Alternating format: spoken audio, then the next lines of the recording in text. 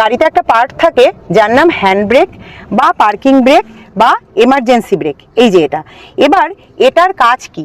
অনেকে মনে করেন শুধু গাড়ি পার্ক করার সময়, অর্থাৎ গাড়িকে দীর্ঘ সময়ে দাঁড় করিয়ে রাখার জন্যই হ্যান্ডব্রেকটা কাজে লাগে, কিন্তু তা নয়। হ্যান্ডব্রেক কিন্তু গাড়ি চালাবার সময় অনেক কিছু কাজে লাগে।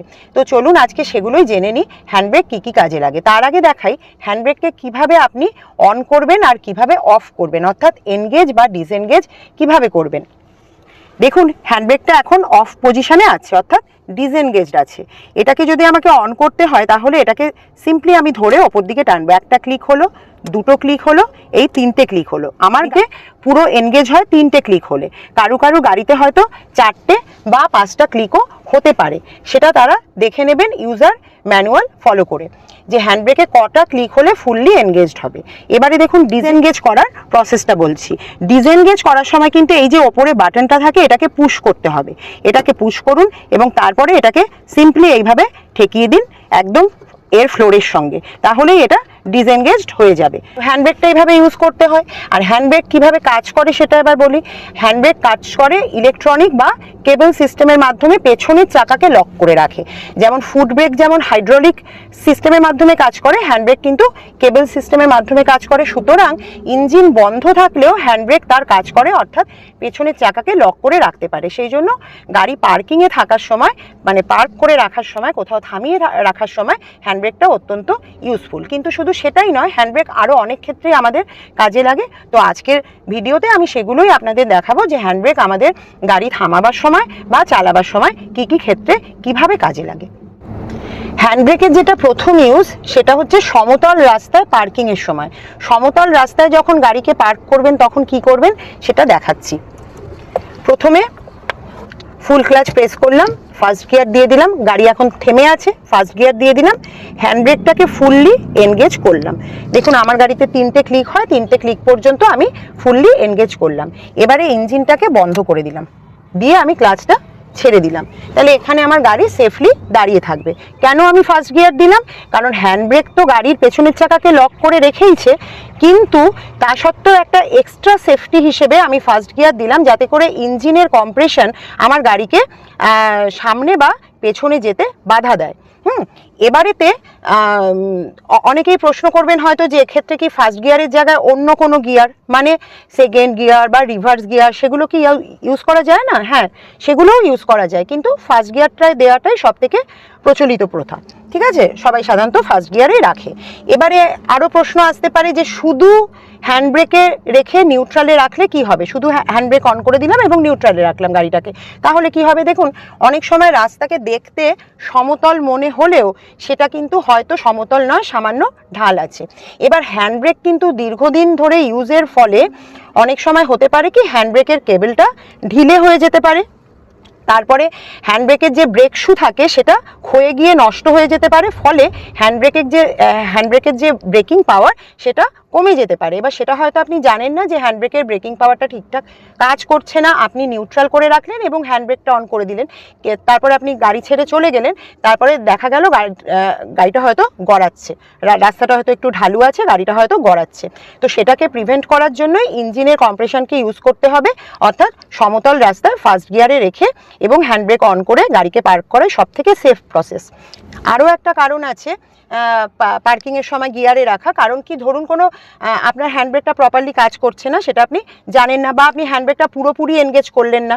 হ্যাঁ, হয়তো আপনার গাড়িতে 3টে ক্লিক হয়, আপনি হয়তো 2টো ক্লিক পর্যন্ত ওটাকে টানলেন, তারপর আর তাড়াহুড়ো করে আর টানলেন না।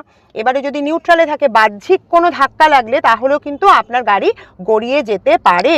ঠিক আছে, কিন্তু যদি এটা গিয়ারে রাখেন আপনি, তাহলে কিন্তু ইঞ্জিনের কম্প্রেশন আপনার চাকাকে ঘুরতে বাধা দেবে, ফলে আপনার গাড়ি কোথাও গড়িয়ে যাবে না। এই জন্য যেখানেই পার্কিংয়ে রাখবেন শুধুমাত্র হ্যান্ডব্রেকের ওপরে ভরসা করবেন না, গিয়ারে রাখবেন। তবে খুব অল্প সময়ের জন্য, ধরুন আপনি গাড়ি থেকে নেমে একটা দোকানে গেছেন একটা জলের বোতল কিনতে, সেক্ষেত্রে আপনার কতক্ষণ লাগবে? 5 থেকে 10 মিনিট। সেই সময়টা আপনি সমতল রাস্তাতে নিউট্রাল করে হ্যান্ডব্রেকের ওপরে ভরসা করে গাড়ি পার্ক করতে পারেন। এবারে আমি আপনাদের দেখাচ্ছি হ্যান্ড ব্রেকের 2 নম্বর ইউজ মানে চড়াইতে বা আপহিল পার্কিং, যেখানে গাড়ির মুখ চড়াইয়ের দিকে থাকবে। দেখুন এটা একটা চড়াই রাস্তা, আমার এখানে গাড়ি নিউট্রালে রয়েছে এবং হ্যান্ড ব্রেকটা ডাউন করা রয়েছে, হ্যান্ড ব্রেক অফ করা রয়েছে। আমি এখানে পায়ের ব্রেকটা চেপে দাঁড়িয়ে আছি। এবার যদি আমি পায়ের ব্রেকটা ছেড়ে দিই, এই দেখুন গাড়িটা কিন্তু পেছন দিকে রোল ব্যাক করছে। ঠিক আছে, তো আমি আবার ফুট ব্রেকটা চেপে নিলাম। তো এখানে যদি আমাকে গাড়িটাকে পার্ক করতে হয়, এখানে রেখে যেতে হয়, তাহলে আমি কি করব? আমি প্রথমে ইঞ্জিনটা অফ করে দিলাম। ঠিক আছে, এবারে ফুল ক্লাচ প্রেস করব। ব্রেক কিন্তু এখনো আমি ছাড়িনি, ফুল ক্লাচ প্রেস করলাম, ফার্স্ট গিয়ার দিলাম। এবারেতে আমি হ্যান্ড ব্রেকটাকে ফুল টানবো। এবারে আপনি ক্লাচ ছেড়ে দিন, ব্রেক ছেড়ে দিন, গাড়ি এখানে দাঁড়িয়ে থাকবে। কেন ফার্স্ট গিয়ারে রাখলাম? কারণ গাড়ি এখানে পেছন দিকে রোল ব্যাক করতে চাইবে এবং ইঞ্জিনের কম্প্রেশন যেহেতু ফার্স্ট গিয়ারে আছে, ইঞ্জিনের কম্প্রেশন সেটাকে প্রতিরোধ করবে, মানে পেছন দিকে রোল ব্যাকটাকে প্রতিরোধ করবে এবং গাড়িটাকে এক জায়গায় দাঁড় করিয়ে রাখবে। এবারে বলছি ডাউন হিল পার্কিং, মানে হ্যান্ড ব্রেকের 3 নম্বর ইউজ। অর্থাৎ যদি আপনার গাড়ির মুখ ঢালুর নিচের দিকে থাকে, মানে উতরাইয়ের দিকে থাকে, তখন কি করবেন? তখন এই সেম প্রসেস, অর্থাৎ গাড়িকে দাঁড় করাবেন, তারপরে ইঞ্জিন অফ করবেন, তারপরেতে আপনি দেবেন রিভার্স গিয়ার। চড়াইয়ের দিকে মুখ যখন ছিল তখন দিতে হয়েছিল ফার্স্ট গিয়ার, এক্ষেত্রে দেবেন রিভার্স গিয়ার। কারণ এদিকে এক্ষেত্রে কি হবে, গাড়িটার টেন্ডেন্সি হবে সামনের দিকে গড়িয়ে যাওয়া এবং ইঞ্জিনের কম্প্রেশন তাকে আটকাবে যদি গাড়িটা রিভার্স গিয়ারে থাকে, এবং হ্যান্ডব্রেকটাকে ফুললি এনগেজ করবেন, তাহলেই আপনার গাড়ি ডাউন হিলে ঠিকভাবে পার্কড হবে। আরেকটা টিপস দিয়ে, এই আপহিল বা ডাউন হিলে পার্কিংয়ের সময় গাড়ির চাকাগুলোকে একটু বেঁকিয়ে রাখবেন, যাতে যদিও গাড়ি গড়ায় তাহলেও যেন, যদি খুব স্টিপ স্লোপ হয়, যদিও গাড়ি গড়ায় তাহলেও যেন সেটা রাস্তার ধারে কার্বে গিয়ে আটকে যায়, মানে গাড়িটা যেন সোজাভাবে গড়িয়ে চলে যেতে না পারে।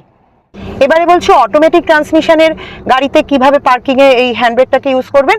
অটোমেটিক ট্রান্সমিশনে সব ক্ষেত্রেই, অর্থাৎ সমতল, চড়াই, উতরাই, যে কোনো ক্ষেত্রেই হ্যান্ডব্রেকটাকে এনগেজ করবেন এবং অটোমেটিক ট্রান্সমিশনে পি মোড মানে পার্কিং মোডে আপনি গিয়ার লিভারটাকে রাখবেন। ঠিক আছে, এভাবে যদি পার্ক করেন তাহলে ট্রান্সমিশনের উপরে চাপ কম পড়বে।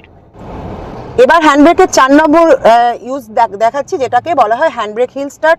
যখন আপনি কোনো চড়াইতে দাঁড়িয়ে থাকবেন তখন কিভাবে হ্যান্ডব্রেকের ইউজ করে এবং ক্লাচকে মিনিমাম ইউজ করে আপনি গাড়িকে চড়াইতে ঠিক মতন করে তুলতে পারবেন।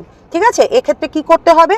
দেখুন এটা চড়াই জায়গা, যেহেতু আমি এখানে হ্যান্ডব্রেকটা অন করেই দাঁড়িয়ে আছি, তো আমি হ্যান্ডব্রেকটাকে প্রথমে রিলিজ করে দিলাম। এখন আমি ফুট ব্রেকটা চেপে আছি। ফুট ব্রেকটা ছেড়ে দিলে কি হবে, গাড়িটা দেখুন পেছন দিকে রোল ব্যাক করছে, তো আমার এখন ফুট ব্রেক ছাড়া যাবে না।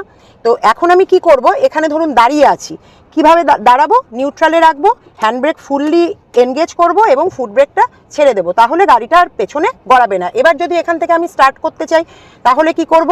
তাহলে প্রথমে আমি ফুল ক্লাচ প্রেস করব, ফার্স্ট গিয়ার এনগেজ করব, হ্যান্ডব্রেকের ওপরে হাতটাকে রেডি রাখবো। দেখুন হ্যান্ডব্রেকের এই যে বাটনটা আছে এর ওপরে থাম্বটাকে রেডি করে রাখবেন, যাতে হ্যান্ডব্রেকটাকে আপনি কুইকলি ডিসএনগেজ করতে পারেন, কারণ এটাকে প্রেস করে তবেই আপনাকে হ্যান্ডব্রেকটাকে নামাতে হবে।